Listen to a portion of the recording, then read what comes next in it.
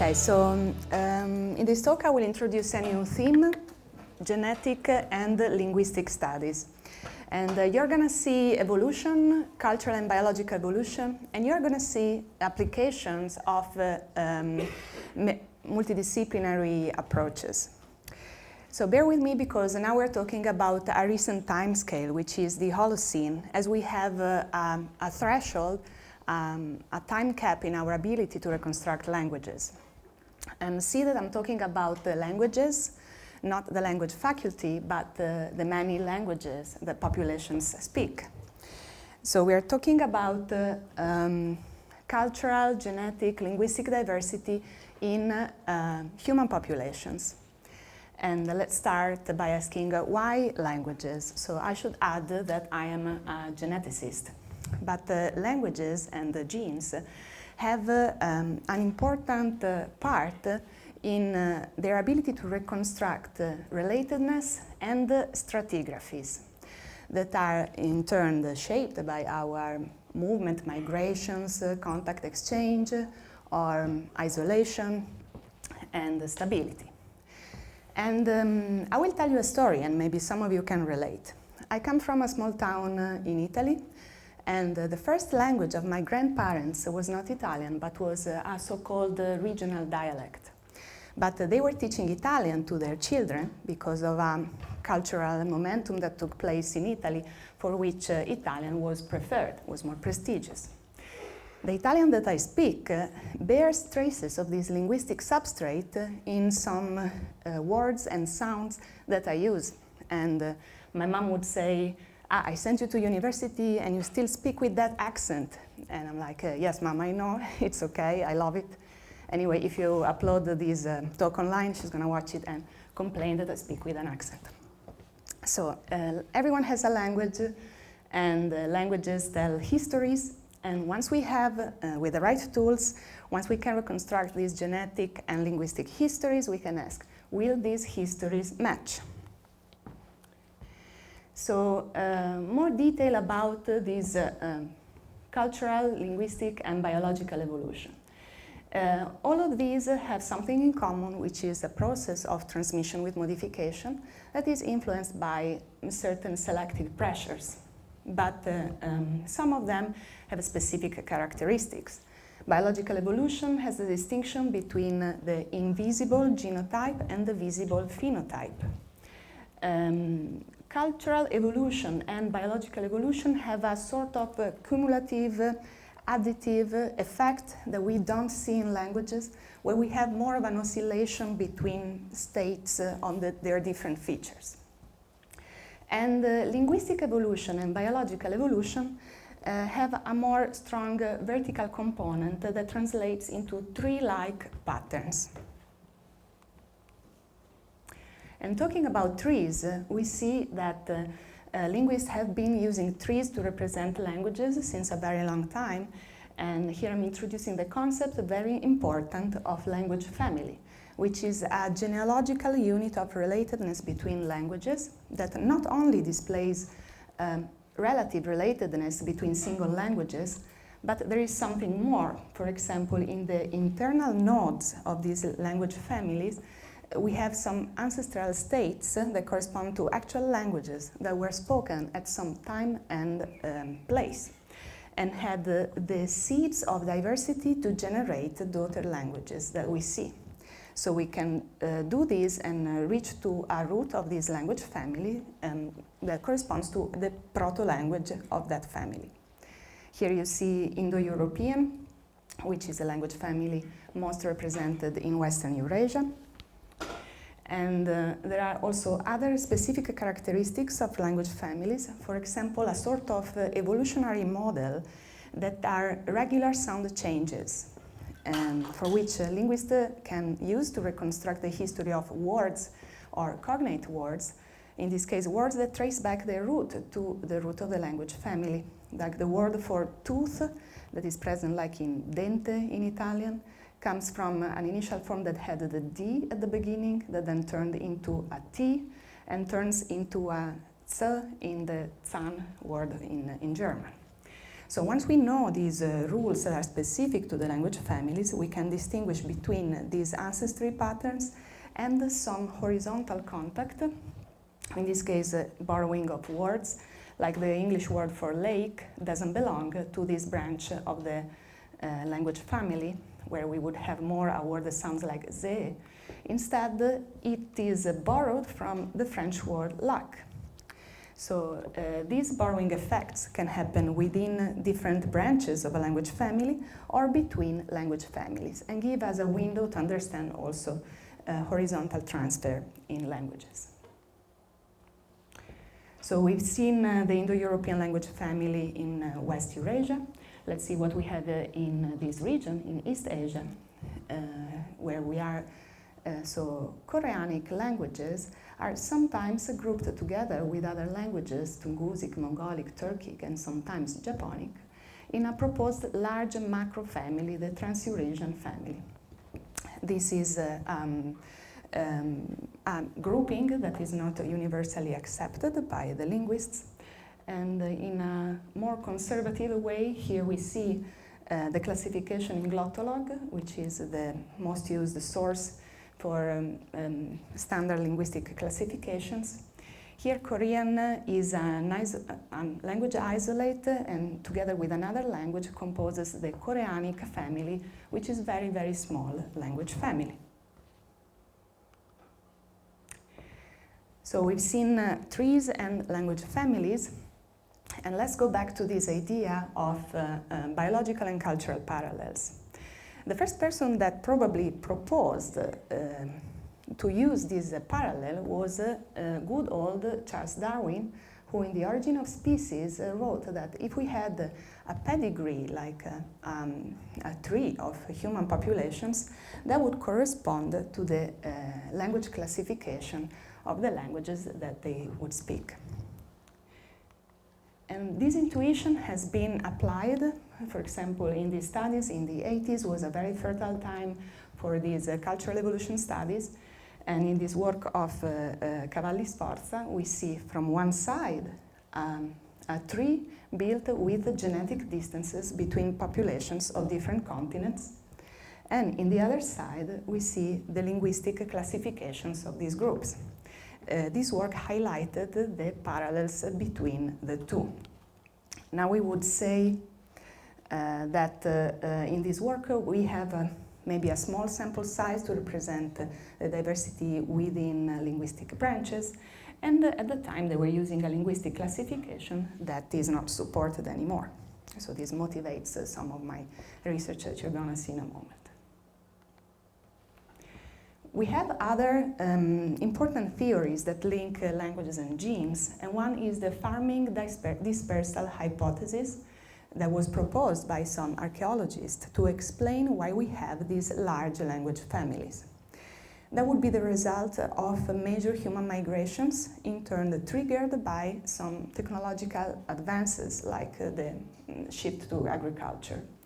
This would have produced a population increase and a subsequent migration. And when people migrate, they carry their genes, they carry their languages that diversify on their way, creating the large language families. So different centers of origin of agriculture in this model would have linked to different language families expansion. The model it creates an occasion really to explain the link between demography and languages, but it doesn't work for continents and language families. We know that it works quite well in sub-Saharan Africa, where we have the Bantu expansion, and in East Asia, where we have the Austronesian expansion. So to conclude this introduction, we can see some interesting parallels, also some important caveats to keep in mind. The first is control for the effect of spatial autocorrelation, which is something that we should always do in these type of comparisons to understand if similar biological or linguistic profiles are simply driven by geographic proximity. We want to see if these effects stand above the spatial autocorrelation effect. The second concern is about the time scale. as in simple words, we can say that languages evolve faster than genes. Linguistic diversity that we see today is shaped by events that took place in the past 1,000 years, historical events. The genetic diversity that we see today is shaped by events that occurred in the Paleolithic with the major migrations. And then, of course, last but not least, the transmission modalities. We've seen that languages can be also transmitted horizontally, and this can, so not only vertically, and this could lead to some extreme cases, like the case of a language shift, where a population can change their language in a one generation time, virtually, simply by cultural exposure for some selective pressures like prestige bias or frequency bias. And these are some elements that I'm putting in my research, that we're going to see now, that I propose to link languages and their speakers. A historical perspective is more what we've seen in this example, where we are comparing phylogenies and comparing the effect of migrations, divergent times, but also demographic perspectives, like the kind of interaction between the speakers and how this influences linguistic diversities of families and linguistic features. So we start with some local case studies that I'm just briefly showing you to see that this type of research is anchored in some case studies where we know our setup very well, because we work with specialists, anthropologists, linguists, historians, archaeologists that know very well a specific region. In this way, we can really see how this parallel makes some sense. And I'm showing you some example very briefly of work in Africa, here with the diversity, genetic diversity of a previously understudied regions where we have the Khoisan-speaking groups, hunter-gatherers and pastoralists, and the contact with Bantu agriculturalists. And here we've been mapping this genetic diversity quite well through the deep-scale linguistic diversity of the languages spoken. Or in some cases where we've been connecting the borrowing of features, so you've seen the borrowing before, it can be also of some sounds, like the click sounds that are typical of Khoisan languages, borrowed into Bantu languages. This process accompanied by a strong demographic effect. So you see that the linguistics is not only driving the genetic research, but also engaging with questions from the linguistic side. More recently, I'm working in South America, and here, in between some examples, we have some cases where we work sort of resurrecting extinct languages through historical sources and toponyms, and linking these with some deep genetic ancestries in the regions that trace back to pre-Inca times. Or analyzing genetic profiles that correspond to cultural practice like linguistic exogamy, where it is favored to marry outside of our own linguistic group. And this creates a sex bias effect in the genetic makeup. And this is some recent work that we've been doing with genetic ancestries in southern Chile that trace back to, in continuity with the 5,000 years in the region. And we've been interpreting this genetic history, thinking that these groups speak an isolated language. These are just some examples to see where the research starts from. But now in the rest of the talk, I want to tell you something about global scale studies that are somehow maybe a bit more challenging, but interesting. We'll see how we use new curated data sets, quantitative data, and having 4 examples for you. The first is about gene-language matches. The second, gene-language and culture matches. Then a study on language family size, and then a study about linguistic and genetic contact. So the first open questions that we have from the introduction, and are the first question that I address in this global scale studies are about checking systematically, a bit more systematic, if Darwin was right in suggesting that genes and languages go together. But also, how can we define these language shifts? And if these large language families are genetically homogeneous. So to answer these questions, I put together a database, a curated genetic database, where each genetic population is associated to a unique linguistic identifier. The name of the database is GELATO, Genes and Languages Together. And we are covering a large global scale samples, and here you see the colors are marking different language families. And to start with the first question, matches and mismatches, I wanted to take a slightly different approach from what we've been doing in the past. As geneticists, in the bottom of their heart, they wanted to prove that Darwin was right, so that genes and languages do go together. So here, after talking a lot with the linguists, I wanted to try the other way around. I wanted to insist on proving how languages and genes do not go together. So first focusing on the mismatches and on these language shift cases and how we define them. In this example, you see a map of the world where we have different language families in different colors and the demographic history of the people. In this part of the world, the history of the language families goes together with the history of the people. In this part of the world, they don't. They are completely different. So one question is, in the real world, we have more of this case or more of the other case where we have the parallel?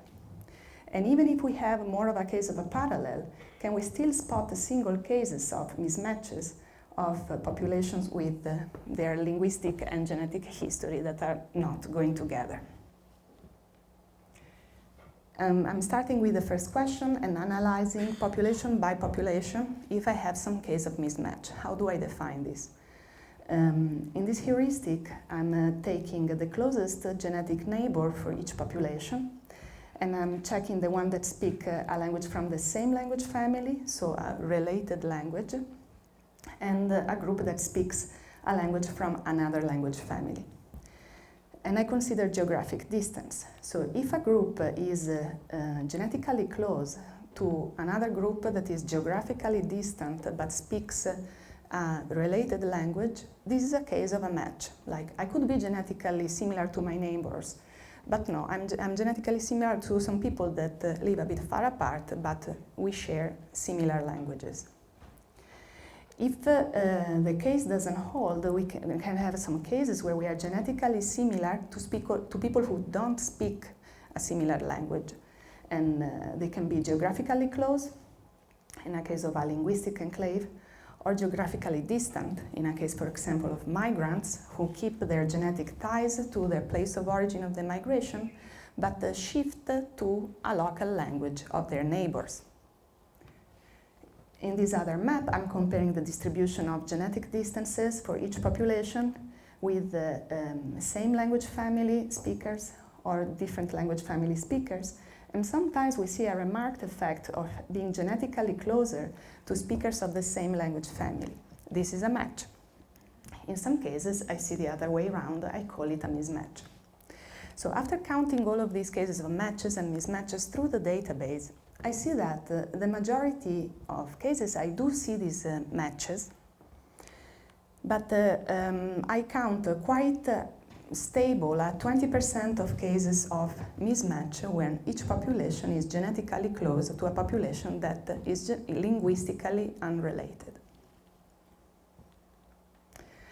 And then I'm going into the language families. For each language family, I want to see if they are genetically cohesive, like if there's a preference to be genetically close to speakers of the same language and family.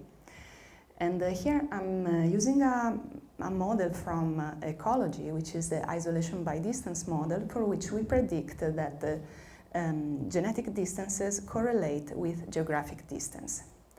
So in this correlation, we distinguish between pairs of populations that speak languages of the same language family, in red, and pairs of populations where I have my target language family together with another populations from another language family.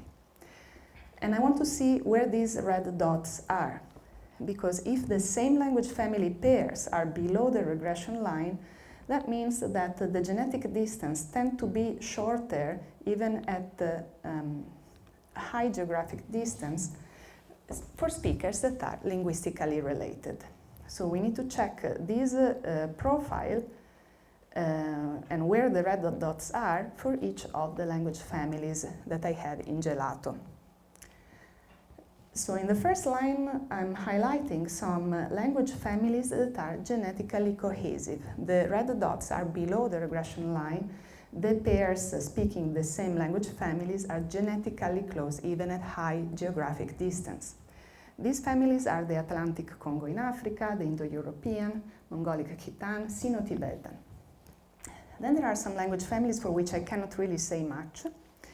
And then there are other language families that are not genetically cohesive.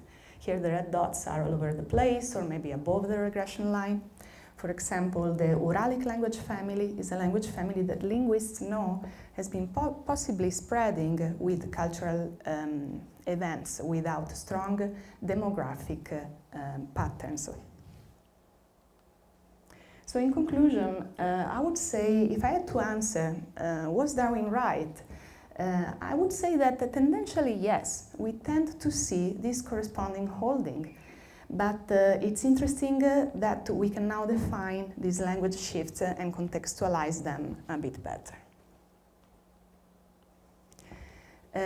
Playing with these correspondences can be interesting, and we can add other elements, for example, including some elements of cultural diversity. Here we have a case with non-material culture, which are songs. And I've been collaborating with experts of music that developed a global scale music dataset with more than 5,000 songs for more than 700 societies. And what we've been doing together was to map this diversity of songs with the language spoken by the groups and with the genetic profiles of these groups. And testing for the song diversity, we see that musical style diversity has a tree-like structure, so there is some element of phylogenetic component into that.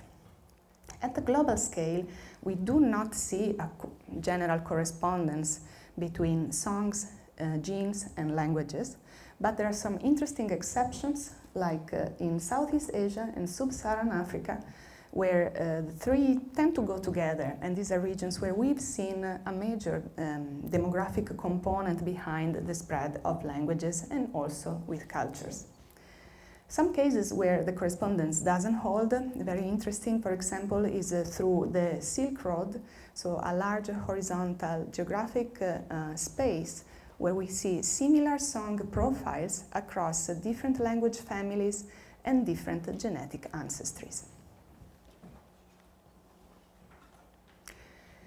In this study, we're going to talk about language family size and see why we have large language families, small language families, and if these small or isolated languages are spoken by genetically isolated populations.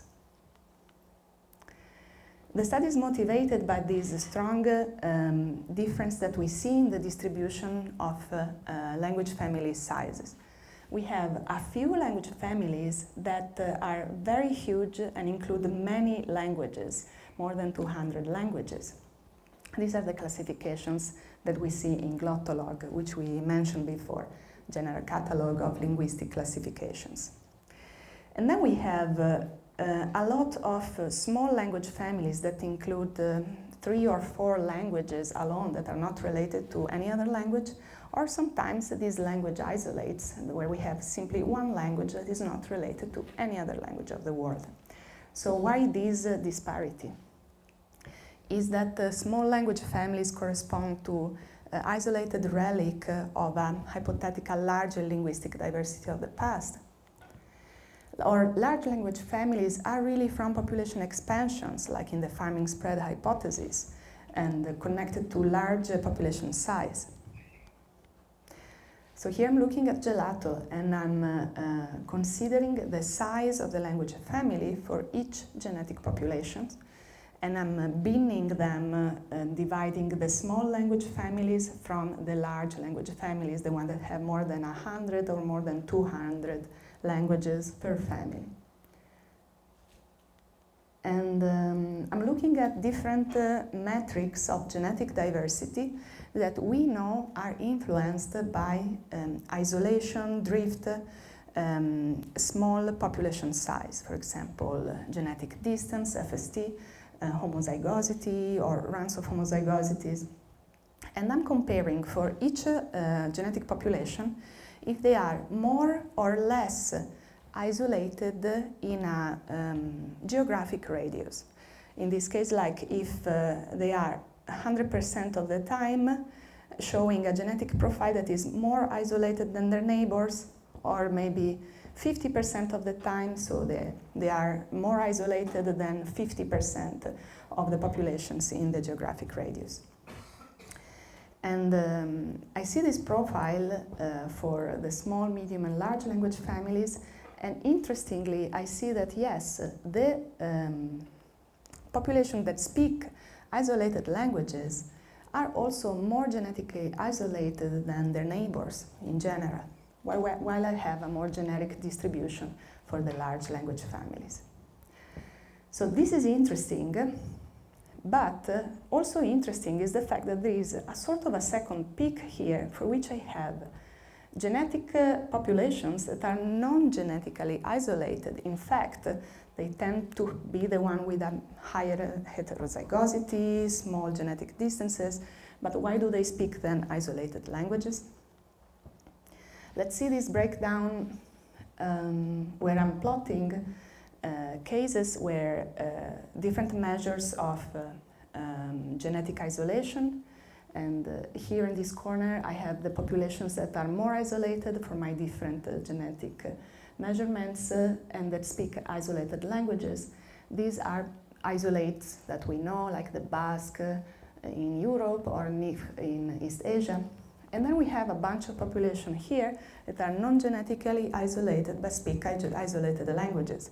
See, for example, how the genetic sample for Korean falls in this category. This dual pattern then corresponds to a profile of isolated languages spoken by isolated groups, then isolated languages spoken by non-isolated groups. How do we explain this? I have some ideas, this work in progress. There are some cases where a high status language is kept, is maintained in a population that has in fact possibly a large population size, maybe the case for Korean. Or I have a case where I have migrants that carry their language that results in an isolated language, but admixed in the place where they migrate, creating this sort of less isolated genetic profile. Both of these cases make us think about the importance of languages as an identity marker above the demography of people. And in this last example, I'm presenting a case where we use genetic to mark contact between groups, in this case with genetic admixture, where we can distinguish different ancestries in a database and some population that appear as a mix of different colors or ancestries. And what happens to the languages in a case of contact? Do they become more similar with patterns of borrowing, or do they tend to diverge? For these studies, I'm working with the colleagues in Zurich that are developing new linguistic database, and here I'm just flashing you the type of data and the granularity, like the databases include thousands of languages and hundreds of features. Some of them are typological or lexical or phonetic. So here you see the type of coverage. The data will be soon available, open access. So here you see we have a real quantitative linguistic data. So what do we do in this project? First, we mark across gelato which populations are admixed, and then they appear as a mix of two colors. So we distinguish the case of admixture from cases of non-admixture, and we flag these pairs of contact. We make our match with our linguistic data set, and we evaluate with Bayesian multi-level regressions if the effect of genetic contacts adds a higher probability of sharing features, controlling for a baseline of genetic sharing of features, and controlling for phylogenetic relatedness. And in these models carried by PhD student Anna Graf, we see that genetic admixture adds a decisive positive effect for correlation with sharing of linguistic features. And then we break down what the single linguistic features do under the circumstance of genetic contact or admixture. And for these hundreds of features, we see that some of them do not show a particular effect, like they don't deviate from zero significantly. Good proportion is indeed showing more borrowing, some more exchange, but we also have a bunch of features that increase divergence. What does it mean? That in situation of contact between two groups, some linguistic features become more similar, so the languages become more similar. But some other linguistic features have a push for diversification. So this is the process of schismogenesis that I was mentioning before. And it's the process where two languages that maybe have been similar start to diverge and differentiate. Again, marking, in some cases, the creation of new languages and maybe also of new identities associated with these languages. So in conclusion, we see that with these examples, we see local case, global case of population and individual relationships linked to linguistic and cultural diversity. Now, if we think that languages, for example, give us a very rapid response to changing situations, and is also very much linked with elements of identity and cultural stability, would be relevant then to, in the next case, check for the role of environmental and climatic factors that I do not have yet in my examples, and go further understanding which scenarios we see for linguistic and cultural loss of diversity in changing environment and following predictions that other people have been doing so far. So here I'm showing you some of the main collaborators that are behind the studies that I showed you. And so I would like to thank you for your attention, and I hope you have some questions. Thank you.